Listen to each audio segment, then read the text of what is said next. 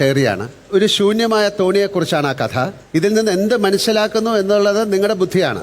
അതായത് നിങ്ങൾ ഒരു തോണിയിൽ കൂടെ ഒരു നദി കടക്കുകയാണെന്ന് കരുതുക. പെട്ടെന്ന് മറ്റൊരു തോണി നിങ്ങളുടെ എതിർ ദിശയിൽ നിങ്ങളുടെ നേരെ വരുന്നത് നിങ്ങൾ കണ്ടു. നിങ്ങൾ അവരോട് മാറാൻ ആവശ്യപ്പെട്ടു. കുറേ തവണ വിളിക്കുന്നു, മാറി നിൽക്കൂ എന്ന് പറഞ്ഞു. പക്ഷെ ആ തോണിയിൽ നിന്ന് ഒരു പ്രതികരണം ഉണ്ടായില്ല.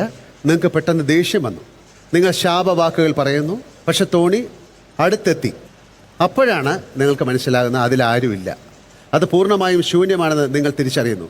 ആരും ആ തോണിയിലില്ല. പെട്ടെന്ന് നിങ്ങൾക്കുണ്ടായ ദേഷ്യത്തിന് മറ്റെവിടെയും പോകാൻ കഴിയാതെ അത് സ്വാഭാവികമായി അപ്രത്യക്ഷമാകുന്നു. ഈ ശൂന്യമായ തോണി എഫക്റ്റ് നിങ്ങൾ മനസ്സിലാക്കുന്നതിലൂടെ നമുക്ക് 90% മാനസിക പ്രശ്നങ്ങൾ ഉടൻ പരിഹരിക്കാൻ കഴിയും എന്നാണ് പറയുന്നത്. പലപ്പോഴും പല കാര്യങ്ങളും യഥാർത്ഥത്തിൽ സംഭവിച്ചുകൊണ്ട് അല്ല, മറിച്ച് ആരെങ്കിലും നമ്മളെ വേദനിപ്പിക്കാൻ ഉദ്ദേശിക്കുന്നതായി നമ്മൾ കരുതുന്ന കൊണ്ടാണ് നമുക്ക് ദേഷ്യം വരുന്നത്. അതാണ് ഞാൻ പറഞ്ഞത്, ഒരു 10% നിങ്ങൾക്ക് ശരിക്കും ഒരു ദേഷ്യം വരുന്നുള്ളൂ. ബാക്കി മുഴുവനും, അതായത് നമ്മുടെ മനസ്സിൽ കാര്യങ്ങളെ എങ്ങനെ വ്യാഖ്യാനിക്കുന്നു എന്നതിൽ നിന്നാണ് വരുന്നത്. ജീവിതത്തിൽ നമ്മെ അസ്വസ്ഥരാക്കുന്ന അല്ലെങ്കിൽ നിരാശപ്പെടുത്തുന്ന നിമിഷങ്ങൾ എപ്പോഴും ഉണ്ടാകും.